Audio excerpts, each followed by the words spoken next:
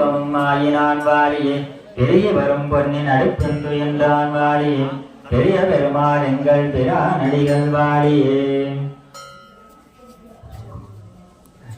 विश्वक्षे नमः विष्णवे नमः नानाविध परिमल मंत्र प्रार्थना प्रदक्षिण नमस्कार पुष्पांजलिं समर्पयामि. आदिशेषमूर्तये नमः. आदिशेष आसन मध्ये ओम श्री येलुमलै स्वामी देवदासनाय नमः. येलुमलै स्वामी परदेवतामूर्तये नमः.